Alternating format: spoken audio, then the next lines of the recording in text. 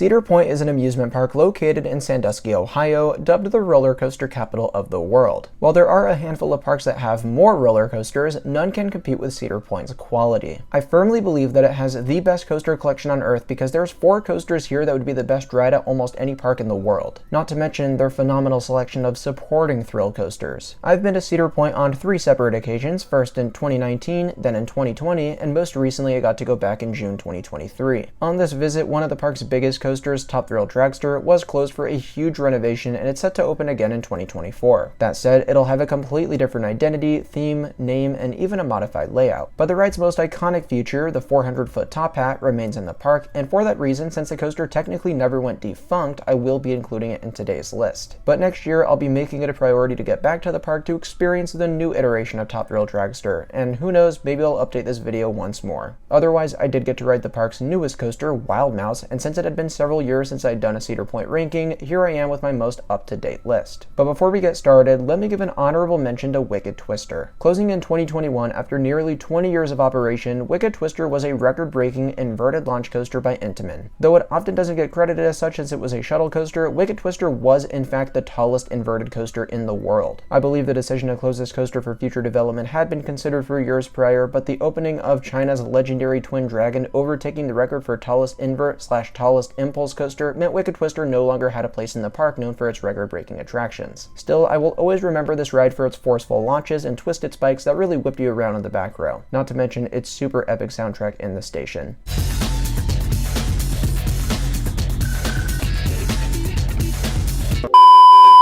But anyways, here's every roller coaster at Cedar Point ranked from worst to best. Number 17, Wilderness Run. The only roller coaster in the park I haven't ridden, Wilderness Run would very obviously rank at the bottom. It stands 19 feet tall and travels at earth-shattering speeds of 6 miles per hour. I think it's important for Cedar Point to have roller coasters that cater to the children and family audience, so Wilderness Run placing at the bottom is not at all a bad thing. But as a thrill seeker, this isn't exactly what I'm looking for, which is why Wilderness Run is 17th on this list. Number 16, Woodstock Express. A step up from Wilderness Run is Woodstock Express, a Vekoma Junior coaster that stands 42.5 feet tall and travels at speeds of up to 28.5 miles per hour. Obviously still very tame, but not enough to put an adult to sleep. The clone layout can be found at several parks around the world, but I understand why it's sold so many times because it does make sense at literally any park. It's a great stepping stone coaster for the little ones, and it'll help work them up to the park's family coasters like the number 15 spot, Cedar Creek Mine Ride. The park's oldest operating steel coaster, Cedar Creek Mine Ride, is an aerodynamics mine train that opened in 1969. Back in the day when these rides were popular, every major amusement park wanted one, and Cedar Point got one that unfortunately wasn't one of the better ones. Cedar Creek Mine Ride isn't just janky, but it's pretty slow and doesn't offer any strong forces. It has a few decent moments like the drop over the water, but otherwise is a very forgettable family coaster. I do appreciate that Cedar Point is preserving their classics, but I honestly wouldn't be opposed to them scrapping this one in exchange for a new modern coaster, especially since they're running low on room to expand. Number 14, Corkscrew. My lowest ranked thrill coaster at Cedar Point, Corkscrew is a very mediocre ride. Honestly, I'm not sure why this one is still around. It opened in 1976 as the first roller coaster to take riders upside down 3 times. And if it opened 1 week prior, it would have become the first modern day coaster to go upside down, period. But because it doesn't hold that title and the ride doesn't provide a very good ride anyways, Corkscrew should be one of the next rides here on the chopping block. I'll admit, in the back row the drop is quite whippy and the first airtime hill does throw you out of your seat a little bit, but the inversions are very uncomfortable and very shaky. Plus, the ride is just way too short to justify any wait time over 5 minutes. But it rarely goes above that point anyways because Corkscrew is just that unpopular. Number 13, Iron Dragon. Aerodynamic suspended coaster model is an absolute classic and I've enjoyed every single one that I've experienced. With Iron Dragon being my least favorite of the bunch, I'll still gladly admit that it's a great fit in the park's collection of roller coasters. It's relatively tame even compared to the other suspended coasters, but family coasters is an area where I think Cedar Point falls flat a little, and without Iron Dragon it would be even more of a gap. The ride setting through the woods and over a pond is very nice, and I mentioned it's not that intense, but I do still enjoy the vehicles rocking side to side as there is no other coaster in the park that does something like that. Number 12, Wild Mouse. The park's newest roller coaster, opening in May of this year, Wild Mouse was an interesting move for the park. As much as I think they're lagging behind in the family coaster area, Wild Mouse wasn't necessarily what I had in mind. Personally, I find that this coaster is a little too unoriginal and uninspired for Cedar Point. Don't get me wrong, it's a nice, smooth, modern family coaster, and I think the spinning aspect adds to the experience. I also like how the ride has a lot of character, with the different cars representing mice with different personalities. But I can't help but have been slightly underwhelmed with the addition. Originally, I actually had Iron Dragon above Wild Mouse, but I do acknowledge that I only got one ride on it, and I've seen that other people have spun a lot more, so I'm taking their word that it's probably the more exciting family coaster in the park. Let me preface, Wild Mouse in of itself wasn't really disappointing to me, it was more the fact that Cedar Point I think could have used something more standout. Number 11, Blue Streak. Taking a pretty big jump up from Wild Mouse, Blue Streak is an old school wooden roller coaster that opened in 1964. Despite it being the park's oldest operating coaster, it's not too rough of a ride. Cedar Point has done a magnificent job maintaining Blue Streak over the years, and I think it deserves more love for that reason alone. At 2,500 feet long, the out and back layout on this one isn't the longest, but it does pack in some surprisingly punchy airtime hills that do take you up out of your seat a little bit. So the next time you visit Cedar Point, I'd take some time out of your day to check out this classic roller coaster experience. Number 10, Gemini. A beloved ride amongst park fans, Gemini is a fantastic racing coaster. Cedar Point once again does a spectacular job maintaining this ride, making sure it duels every year when the park opens for the season. But it's not just the racing element that I enjoy, it's the layout and forces too. Gemini is one of 3 operating special coaster systems, or SCS coasters, by Aerodynamics. In other words, it's actually a hybrid coaster, so it uses steel track and a wood structure. This old school ride type does admittedly feel a little janky, but that actually allows the airtime to feel more pronounced in my opinion. And I say janky as it relates to the track profiling because the way the ride runs is actually quite smooth. Gemini is a really great ride, and I think it's the best option for those working their way up to the park's high intensity attractions, aka the following 9 rides on this list. Number 9, Rougarou. Opening as the stand-up coaster Mantis in 1996, Rougarou retains the coaster's layout while switching out the trains, making it a more comfortable ride experience. In 2015, it received floorless coaster trains, making it the first of many successful conversions given to stand-up coasters over the past 8 years. Still, a lot of people criticize Rougarou for being a bit of a rough ride, and coaster enthusiasts often criticize it for just being another floorless coaster. The way I see it, I think this ride is underrated. Not only do I find it smooth, but I think its layout is quite interesting. Since the layout was originally designed for a stand-up coaster, some elements like the incline loop are very unconventional for a floorless. I also enjoy the ride's presentation with the bright orange track taking place over the water. I find that as long as you keep your head forward on Rougarou, you're in for an enjoyable ride. Number 8, Valraven. A coaster that often gets ripped apart by coaster enthusiasts, including myself in the past. I'll be honest, Valraven doesn't really deserve a lot of the criticism it gets. It gets flack, I think, because it's such a standard dive coaster, and once again, Cedar Point does deserve something unique. Sure, it may have been the tallest and fastest dive coaster when it opened, but the layout is what counts here, and Valraven is just kind of forgettable compared to its sister rides on the continent. It also gets flack for having the rather tight and uncomfortable vest restraints rather than B&M's old hard restraints that allow riders to receive more airtime on the drops. And since that is pretty much what the coaster is all about, I think that's a valid complaint. But I still do enjoy this ride, and its drops, even with the vest restraints, are very fun. I also enjoy the coaster's 3 inversions, especially the 0G roll that feels like it's taken in slow motion. I tend to agree that Valraven isn't all too special, but it is a good coaster, and I don't think it deserves to get hammered by coaster critics. Number 7, Magnum XL 200. I know so many of you guys are probably upset by how low I've placed Magnum. It's an older ride, so it isn't the smoothest, but that's honestly not the reason it ranks at 7. I just don't find that much enjoyment in the layout. Now, Magnum XL 200 opened in 1989 as the first 200-foot hypercoaster in the world. It absolutely deserves some respect for being an innovative ride and for the fact that the layout was designed entirely without computers. I do think some of the airtime Magnum provides is impressive for its age, it's just not the most comfortable due to the bulky lap bar restraints. But the coaster does have some good drops and a beautiful setting along the water, which I can appreciate. In all fairness, it has been since 2019 when I last rode Magnum, so it's very possible I could enjoy it more the next time I ride it. But I personally find the following 6 coasters to be really great rides, and the top 4 to be some of the best coasters on the planet, so it'll be hard for Magnum to reach a higher spot, and I can be confident in saying that the highest it can go for me is 5. And for those of you asking, yes, I did get to ride it in the Magic Seat, aka the 3rd row of the first car, and it was good fun, just not anything outstanding in my opinion. Number 6, Gatekeeper. Opening as the tallest, fastest, and longest wing coaster in 2013, Gatekeeper may no longer retain its records, but it's the ride experience that counts, and this is a great one. Personally, I've always been a sucker for B&M wing coasters. They've all just been so much fun in my opinion. Gatekeeper may not be my absolute favorite wing coaster, however, there's a lot to love about it. It's got a ginormous 164-foot wing over drop to start the ride, and that is an absolutely crazy element. Gatekeeper then throws you into 6 inversions, including 2 rolls that never narrowly missed the keyholes making up the front entrance of the park. Not only does this make for one of the most iconic park entrances of all time, but these near misses are some of the best I've ever seen. If you're in an outside seat, you literally feel like you have to duck or you'll hit these things. If there is a downside, Gatekeeper ends in a lull with the helix that takes place after the brake run, but understanding that it's only there for capacity reasons makes me feel a little bit better. Overall, this is a fantastic supporting coaster for this park, and it was my favorite B&M here for a while until my most recent visit when I got back on Raptor. Raptor is the highest ranked coaster outside of the Big Four that Cedar Point is really well known for. It opened in 1994 as the tallest and fastest inverted coaster, and almost 30 years after it first opened, it's still one of my absolute favorite inverts. Similar to Rougarou, I often hear people say this ride is rough, but I couldn't disagree more. For a coaster that's nearly 3 decades old, this is about as smooth as it gets. Raptor features a terrific layout with a great first drop and 6 whippy inversions. That includes one of the best Cobra rolls out there and 2 intense corkscrews to end out the ride. On a side note, with the top 4 occupying most of an enthusiast's time at Cedar Point, we often don't get a whole lot of time to get re-rides on the supporting coasters. This is true for me, and I genuinely wish I could say I'd ridden Raptor, Gatekeeper, and the other great filler rides more times. So the next time I'm at the park, which will hopefully be next year as I said, I want to spend multiple days here to really get a better feel for spots 5 to 11 on this list. But with that being said, let's talk about Cedar Point's world-class Big Four. At the number 4 spot is Millennium Force. Opening in the year 2000, Millennium Force was the world's first 300-foot giga coaster. What's funny is if this were in just about any other park, it would be the best ride there, but at Cedar Point, the coaster capital of the world, it's all the way at number 4 for me. This coaster had a long stretch of time where it was considered one of the best steel roller coasters on the planet. And what happens when a ride gets a bunch of praise? The haters start rolling in. We're seeing this now with the number 1 coaster on this list. Millennium Force doesn't remotely deserve any criticism. I admit the layout isn't the most unique or creative in the world, but it's damn good and the sense of speed in the front row is unparalleled. That first drop is phenomenal too, providing the first of several underappreciated airtime moments on the ride. The others being the 2 camelbacks and the speed hill towards the end, which is absolutely fantastic. Millennium Force is an absolute speed demon, and I will repeatedly emphasize that a front row ride is a must when visiting the park. Number 3, Maverick. Throughout Cedar Point's history, there have been several record-breaking coasters that really led the way for an era us enthusiasts know as the Coaster Wars. This was a time frame where parks all over the world were trying to overtake records for the tallest, fastest, and longest roller coasters out there. But then came Maverick in 2007, a ride that canceled the war because it taught the amusement industry something very important. It's not about the stats, it's about how the ride uses it. Maverick only stands 105 feet tall, but I think it's an even better ride than its 3 times as tall neighbor, Millennium Force. It's genuinely one of the most aggressive coasters I've experienced, with a crazy beyond vertical drop, some rapid fire switchbacks in the beginning section, a 70-mile-per-hour second launch, and some whippy stingle dives at the end. That's not to mention its airtime hills, which all provide incredible bursts of ejector airtime. Maverick is also one of the smoothest roller coasters I've ever experienced, and all around it's a world-class ride. One of the best coasters on the planet, and it's only number 3 on this list. Number 2, Top Thrill Dragster. I've referenced this coaster in the intro, talking about how it's currently undergoing a massive renovation into a completely new ride experience. But prior to August 2021,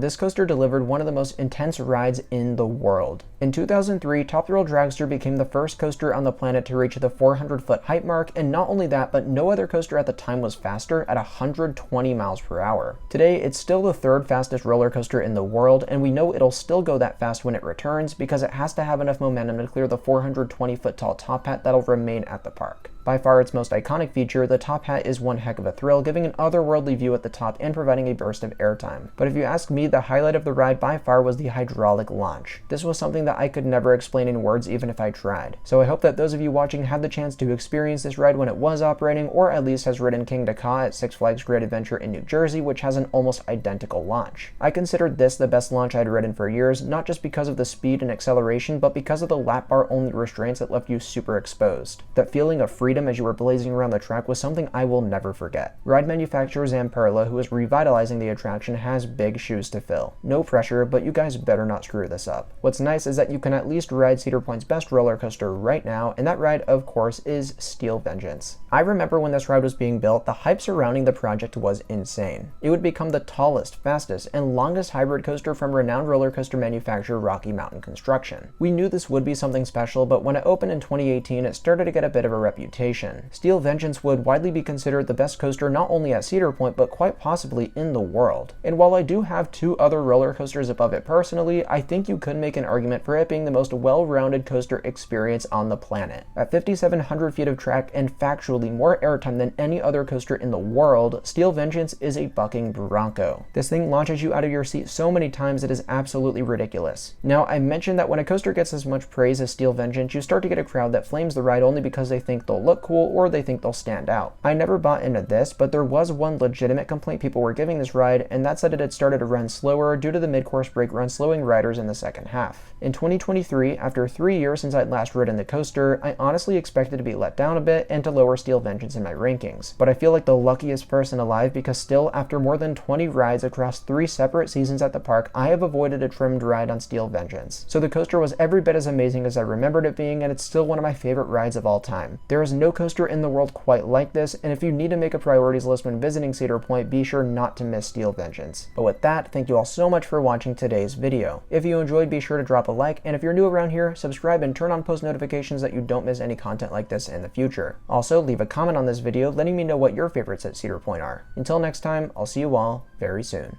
Bye guys.